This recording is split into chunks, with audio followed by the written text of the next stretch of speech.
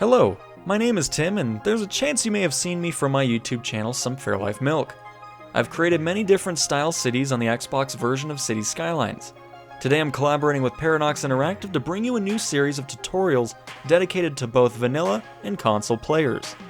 So what better way to start off a new series like this than to show you how to fill your mayor's pockets full of cash. There are many ways of increasing your city's income, but there are also simple options that people tend to forget. But don't worry, that's why we're here today, so let's visit an example city where I'll showcase a few things that'll help increase your city's economy. Increasing taxes is one of the fastest ways to increase income in your city. Let's see what this city's tax rates are at. To find out, hold Y and head to the economy menu. It seems the last mayor wasn't too worried about making money. Let's raise the tax rate for everyone to 13%.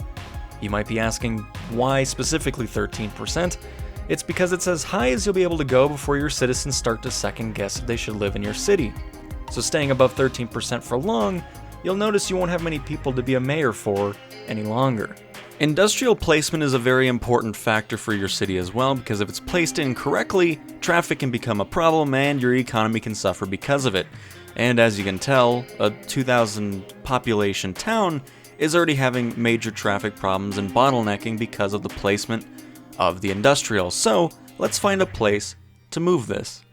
Now that the industrial area has been moved, we already have less traffic problems and less bottlenecking, and our citizens will no longer be sick, which of course will make them much happier, because as you know, being sick does not make you very happy. With the industrial and pollution now moved out of the town, we have some extra room for more residential. We want to be careful with how much zoning we place down.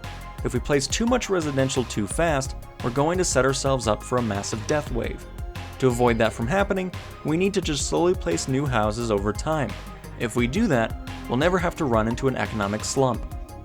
Last but not least, we're going to head over to one of my cities that aren't doing well, and dive into 2 district policies that are a must for your city.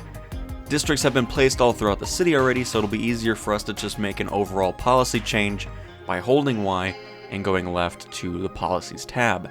And then once we're in there, we're going to cycle over to the City Planning tab and activate both the Small Business Enthusiast and Big Business Benefactor policies. And the reason those 2 policies are so great is because it benefits both high and low density commercial to double their sales. Which, as you can tell, we go from negative $4,000 all the way over $40,000 per month.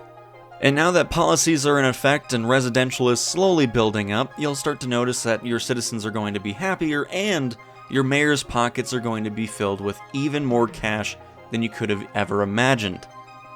I want to thank you for watching, and I really hope that these tips have helped you out, and hopefully you can incorporate them into your own city or metropolitan areas.